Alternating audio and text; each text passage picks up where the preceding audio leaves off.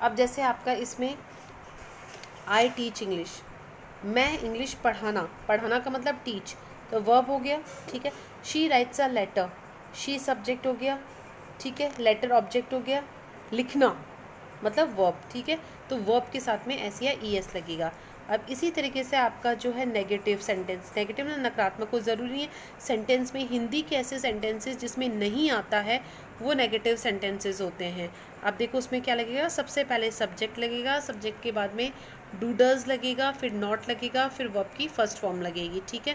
अब डज जो है वो सिंगुलर के साथ में आएगा, सिंगुलर, ठीक है। और डू का जो है वो प्लूरल के साथ में आएगा, ठीक है। सिंगुलर कौन से होते हैं बेटा, आपके जो ही शी इट ये सिंगुलर होते हैं, आई यू वी दे ये सब आपके प्लूरल में आते हैं, ठीक है। Example, I do not teach English, मैं इंग्लिश नहीं पढ़ाती हूँ, नहीं आया तो आपका क्या आ गया, नेगेटिव में हो गया, ठीक है। तो आपका सब्जेक्ट प्लस डू डज आ गया, प्लस नॉट आ गया, प्लस वर्ब की फर्स्ट फॉर्म आ गई, प्लस आपका ऑब्जेक्ट आ गया। She does not write a letter, she आपका सिंगुलर में था तो सिंगुलर के साथ में आपका डज का। इंटेरोगेटिव सेंटेंसेस, इंटेरोगेटिव सेंटेंसेस वो सेंटेंसेस होते हैं जो क्वेश्चन फॉर्म में होते हैं, प्रश्नवाचक जिसे बोलते हैं, ठीक है, जिसमें क्वेश्चन पूछा जाता है। ऐसे सेंटेंसेस जो कि या तो क्या से शुरू होते हैं या फिर जो डब्ल्यू एच क्वेश्चन से शुरू होते हैं, जैसे कौन, किसका, कहाँ, कब, ठीक है, व्हेन, वेयर, विच, व्हाट, हुम, ये वाले, ठीक है, वो इंटेरोगेटिव सेंटेंसेस होते हैं। या फिर हिंदी के ऐसे सेंटेंसेस जो क्या से शुरू होते हैं, ठीक है। जो सेंटेंसेस क्या से शुरू होते हैं, क्या ये काम क्या क्या उसने ऐसा कर लिया, क्या वह ये काम करता है, क्या वह खाना बनाती है, क्या से शुरू हुआ। तो जो सेंटेंसेस क्या से शुरू होते हैं उसमें हेल्पिंग वर्ब पहले लिखी जाती है, ठीक है। अब आपकी हेल्पिंग वर्ब होगी डू डज, ठीक है, प्लस सब्जेक्ट प्लस वर्ब की फर्स्ट फॉर्म प्लस आपका ऑब्जेक्ट लास्ट में बेटा, क्योंकि जब भी क्वेश्चन, ऐसे सेंटेंसेस जो कि क्वेश्चन फॉर्म में होते हैं हमेशा उसमें क्वेश्चन मार्क लगता है, ठीक है। अब देखो वही ही शी इट के साथ में डज लगेगा, ठीक है, और आई वी के साथ में आपका दे लगेगा, ठीक है। तो आपका ये लगेगा। अब इसमें आपको क्या करना है, थोड़ा सा इसकी स्पेलिंग आप करेक्ट करिए वी की, ठीक है। Example, does he read a book, क्या वह किताब पढ़ता है, ठीक है, तो क्वेश्चन में हो गया। क्या वह ही सिंगुलर में था तो डज हो गया। अगर यही सेंटेंस प्लूरल में होता क्या वे, तो डू दे आ जाता, ठीक है। या फिर मैंने कहा क्वेश्चन फॉर्म से भी शुरू होता है, which book do you read, तुम कौन सी किताब पढ़ते हो, ठीक है। अब आता है आपका इंटेरो नेगेटिव सेंटेंस, मतलब कि जब क्वेश्चन भी जो होता है वो भी नेगेटिव में हो सकता है, नॉट में हो सकता है। क्या वह ये काम नहीं करता है, क्या वह किताब नहीं पढ़ता है, ठीक है। तो स्ट्रक्चर क्या होगा, वही बस नहीं में नॉट लग जाएगा। बेटा नॉट की पोजीशन हमेशा तीसरे नंबर पर होती है, ठीक है, आपको नॉट हमेशा तीसरे नंबर पर लिखना है। Do does plus subject plus not plus verb की first form plus question mark last में। Does she not write a letter, क्या वह लेटर नहीं लिखती है। अब आपका सेकंड शुरू हो जाता है, ये आपका प्रेजेंट सिंपल प्रेजेंट खत्म हो जाता है, ठीक है। अब आता है आपका प्रेजेंट कंटिन्यूअस टेंस, ठीक है। ऐसे हिंदी के सेंटेंसेस जिसके लास्ट में रहा है, रही है, रहे हैं आता है, वो कौन से होते हैं, प्रेजेंट कंटिन्यूअस टेंस, ठीक है। वापस से बोल रही हूँ, जैसे कि वह दौड़ रहा है, वह लिख रही है, ये सारे आपके मतलब कि प्रेजेंट के अंदर जो काम चल रहा है, कंप्लीट नहीं हुआ है। हमेशा कंटिन्यूस का मतलब होता है जो काम कंप्लीट नहीं हुआ, प्रेजेंट में चल रहा है, वो होता है आपका प्रेजेंट कंटिन्यूस टेंस। मतलब काम कंप्लीट नहीं हुआ है, अभी प्रोग्रेस में है, ठीक है, इसको प्रेजेंट प्रोग्रेसिव भी बोलते हैं, ठीक है। अफर्मेटिव सेंटेंस, इसमें सब्जेक्ट आ गया, हेल्पिंग वर्ब आपकी लगेगी इज एम आर, ये आपकी हेल्पिंग वर्ब है, फिर वर्ब की फर्स्ट फॉर्म के साथ में आई एन जी, ठीक है। आप देखो इज का यूज किसके साथ में होगा, एम का किसके साथ में होगा, आर का किसके साथ में होगा।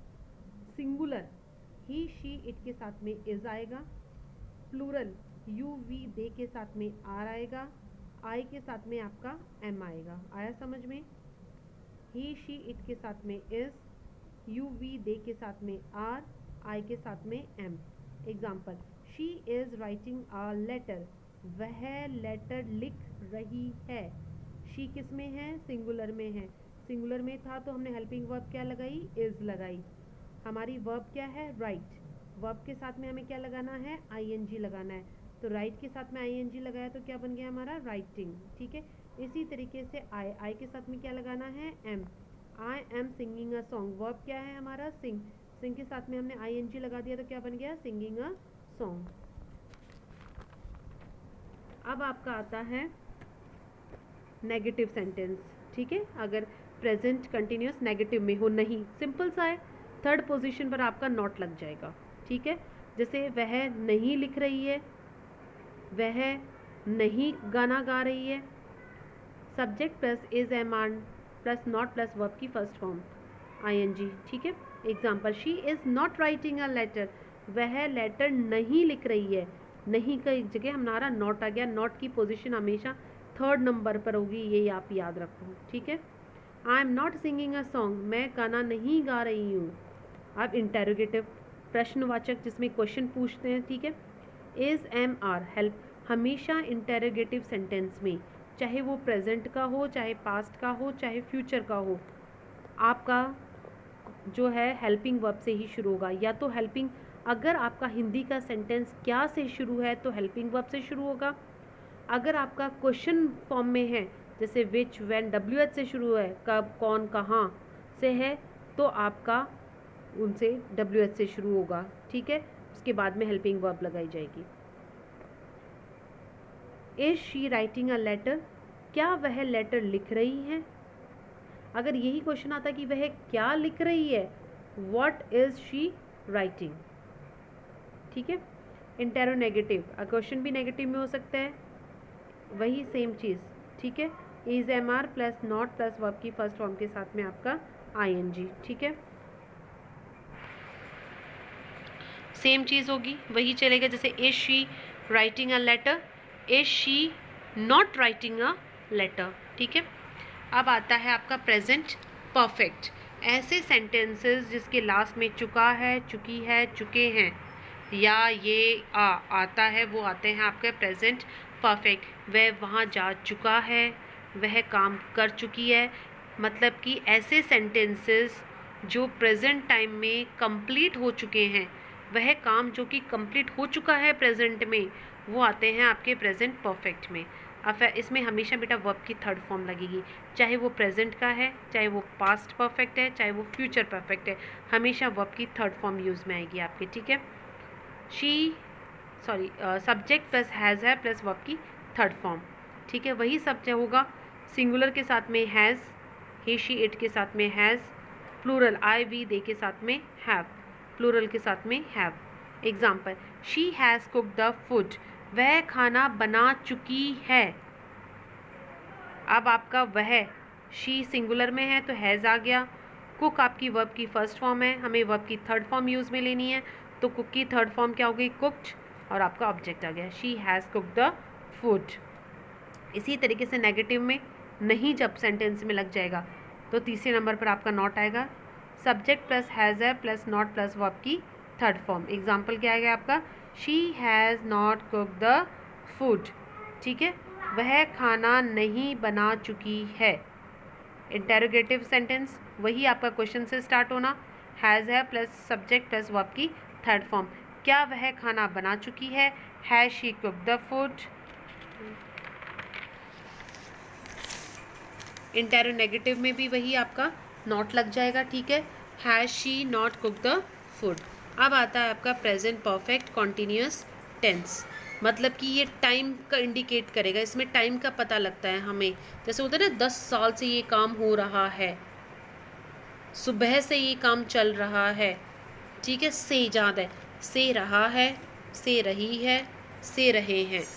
Affirmative, subject plus has have, इसमें बेटा हमेशा बीन का यूज़ आता है। ठीक है, subject plus has have plus been पर प्लस वर्ब की फर्स्ट फॉर्म के साथ में आईएनजी प्लस सिंस और फॉर का यूज़ आता है। ठीक है, इसमें देखो आपका सिंस जो है फिक्स टाइमिंग के लिए, जब हम बात करते हैं 4 बजे, 5 बजे, 6 बजे, तो फिक्स टाइम हो गया, तब तो आपका सिंस यूज़ में आएगा।